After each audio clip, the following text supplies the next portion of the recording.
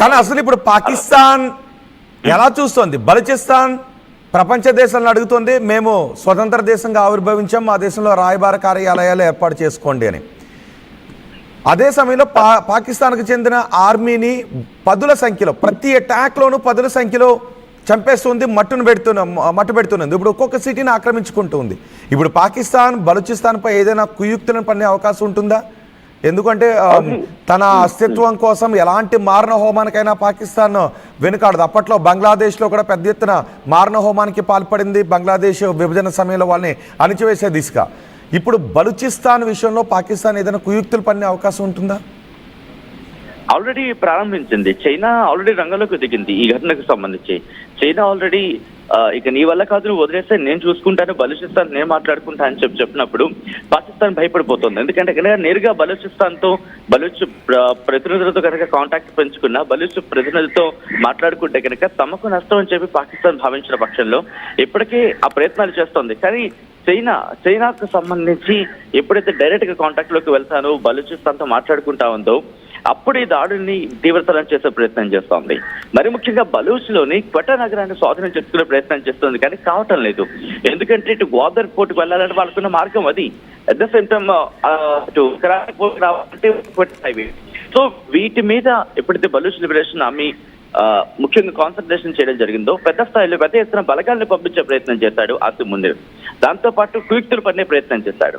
ఈ సమాచారం ఎప్పుడైతే అందిందో అందుకే వీళ్ళు కేవలం సౌరభ్ సిటీని మాత్రమే కాదు, ఈ లేవీస్ ప్రాంతానికి సంబంధించి కూడా, అందుకే అక్కడ ఉన్న పోలీస్ స్టేషన్స్ ని, మేజర్ బ్యాంక్స్ ని, అలాగే గవర్నమెంట్ ఆఫీసర్స్ ని వీళ్ళు అక్కడ స్వాధీనం చేస్తున్నట్టు వీళ్ళు చెప్పుకొచ్చారు.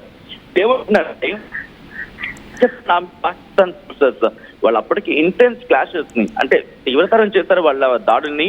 దానికి మేము ప్రతిదాడి కానీ అంటే ఇటు బయటకు పెద్దగా సమాచారం రావట్లేదు, కానీ పాకిస్తాన్ బలూచిస్తాన్ అణిచివేసే ప్రయత్నం అయితే మాత్రం గట్టిగా చేస్తోంది. ఎందుకంటే వాళ్ళకి ఇప్పుడు ఒకే ఒక స్ట్రాంగ్ హోల్డ్ ఏదైనా ఉంది అంటే బలూచిస్తాన్ ఆర్మీకి క్వెటా నుంచి ముందుకు వెళ్ళి, అంటే క్వెటా నగరం మీద ప్రస్తుతం పట్టు సాధించే ప్రయత్నం చేస్తున్నారు. అక్కడ స్ట్రాంగ్ హోల్డ్ సంపాదిస్తున్నారు. ఒకవేళ అక్కడ స్ట్రాంగ్ హోల్డ్ సంపాదిస్తే పాకిస్తాన్ వీక్ అయిపోతుంది. కాబట్టి ఇప్పుడు మనతో అంటే భారత్తో ఎప్పుడైతే కాస్త ఈ యుద్ధ వాతావరణం తగ్గిందో వీళ్ళ కాన్సన్ట్రేషన్ అంతా ప్రస్తుతం బలూచిస్తాన్ మీదే ఉంది. అటు సైడ్ ఆర్మీని మోహరించే ప్రయత్నం చేస్తున్నాడు. సందర్భం ఉందని కూడా చర్చ జరిగింది.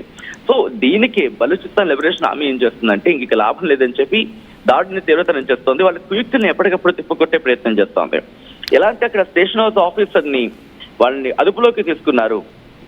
అదుపులోకి తీసుకుని వాళ్ళ దగ్గర ఉన్న ఆ వెపన్స్ ని కూడా అంటే వాళ్ళ బలాన్ని పెంచుకునే ప్రయత్నం చేస్తున్నారు. పాకిస్తాన్ ఆ కుయుక్తులుగా అంటే చైనాతో మాట్లాడి ఇష్యూని సాల్వ్ చేసే ప్రయత్నం చేస్తోంది అనే చర్చ జరుగుతోంది.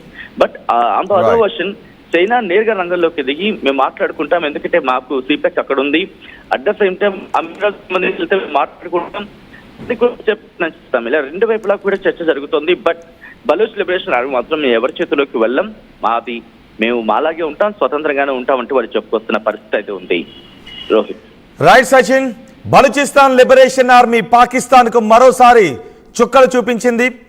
పాకిస్తాన్ స్వాధీనంలో ఉన్న బలూచిస్తాన్లోని పలు కార్యాలయాలను బలూచిస్తాన్ లిబరేషన్ ఆర్మీ స్వాధీనం చేసుకుంటున్న దృశ్యాలు ఇప్పుడు మీరు ఆర్టీవీ స్క్రీన్ పైన చూస్తున్నారు. ఇప్పటికే అదిగో ఆ బాక్స్లో చూడండి, రెండో బాక్స్లో చూడండి, Balochistan liberation army Pakistan police స్టేషన్ల పైన అంటే పాకిస్తాన్ ఆధ్వర్యంలో ఉన్న బలూచిస్తాన్ ప్రావిన్స్లో పాకిస్తాన్ స్వాధీనంలో ఉన్న పోలీస్ స్టేషన్లు, ఫినాన్షియల్ కార్యాలయాలు వీటన్నిటినీ స్వాధీనం చేసుకుని పోలీస్ స్టేషన్స్లో ఉన్న గన్స్ని కూడా స్వాధీనం చేసుకొని వాటిని ఎగ్జిబిట్ చేస్తున్న దృశ్యాలు ఇప్పుడు మీరు ఆర్టీవీ స్క్రీన్ పైన చూస్తున్నారు. ఒక్కొక్క నగరాన్ని స్వాధీనం చేసుకుంటూ బలూచిస్తాన్ లిబరేషన్ ఆర్మీ విజయోత్సవాలు చేసుకుంటూ ముందుకి వెళుతున్నారు. పాకిస్తాన్కు చుక్కలు చూపిస్తూ ఉంది. రెండో బాక్స్లో మీరు చూస్తున్న దృశ్యాలు తాజాగా జరిపిన దాడిలో ఏకంగా కార్లని తగలబెట్టేశారు. కార్లు తగలబడిపోతున్న దృశ్యాలు ఇవన్నీ కూడా పాకిస్తాన్ ప్రభుత్వ ఉద్యోగులకు సంబంధించిన కార్యాలయాల దగ్గర ఉన్నటువంటి కార్లు అవన్నీ వాటన్నిటినీ తగలబెట్టి నిప్పు పెట్టి ఆ ప్రభుత్వ కార్యాలయాలను బలూచిస్తాన్ లిబరేషన్ ఆర్మీ తమ స్వాధీనంలోకి తీసుకుంది. తాజాగా సౌరభ్ సిటీని బలూచిస్తాన్ లిబరేషన్ ఆర్మీ స్వాధీనం చేసుకున్నట్టుగా ప్రకటించింది. లీవీ స్టేషన్ పై దాడి చేసింది. సౌరభ్ సిటీని స్వాధీనం చేసుకున్నట్టుగా ప్రకటించింది. ఓ సీనియర్ పోలీస్ ఆఫీసర్ని కూడా చంపేసినట్టుగా తెలుస్తోంది. మొత్తం కార్లన్నీ కూడా కాలిబూడిదైపోయాయి. ప్రభుత్వ కార్యాలయాలు, కొన్ని ప్రభుత్వ కార్యాలయాలకు కూడా నిప్పు పెట్టింది. సౌరభ్ సిటీలోని అన్ని ప్రభుత్వ ఆఫీసులను కూడా బలూచిస్తాన్ లిబరేషన్ ఆర్మీ సీజ్ చేసింది. ఇప్పటికే కీలక హైవేలను తమ ఆధీనంలోకి తీసుకుంది. ఆ హైవేలను తమ స్వాధీనంలోకి తీసుకొని పాకిస్తాన్ మిలిటరీ కాన్వాయ్లేవి అటు వెళ్లకుండా, పాకిస్తాన్కి సంబంధించిన అధికారులు ఎవరు ఆ హైవేలపై వెళ్లకుండా నిషేధాజ్ఞలు కూడా విధిస్తున్నట్టుగా తెలుస్తోంది. పాకిస్తాన్ ఆర్మీపై కూడా బలూచిస్తాన్ లిబరేషన్ ఆర్మీ వరుస దాడులు చేస్తోంది. మీకు ఒక దృశ్యాన్ని కూడా గుర్తు చేస్తాను. గతంలో పాకిస్తాన్ ఆర్మీ కాన్వాయ్ వెళ్తున్నప్పుడు, అదిగో చూడండి ఒకసారి 3వ బాక్స్లో, పాకిస్తాన్ ఆర్మీ కాన్వాయ్ వెళ్తూ ఉన్నప్పుడు అక్కడ అమర్చిన ల్యాండ్ మైన్ను పేల్చేసి పాకిస్తాన్ సైనికులను పెద్ద ఎత్తున మట్టుబెట్టిన దృశ్యాలు. ఇక్కడ ఆపరేషన్ సింధూర్ జరుగుతున్న సమయంలోనే అటు Balochistan liberation army Pakistan army convoy పై దాడి చేసి పాకిస్తాన్ సైనికులను మట్టుబెట్టిన దృశ్యాలు మీరు ఆ టీవీ స్క్రీన్ పైన చూస్తున్నారు. ఇటు బలూచిస్తాన్లో ఒక్కొక్క ప్రభుత్వ కార్యాలయాన్ని పాకిస్తాన్ నిర్వహిస్తున్న ప్రభుత్వ కార్యాలయాలను తమ ఆధీనంలోకి తీసుకుంటున్నారు.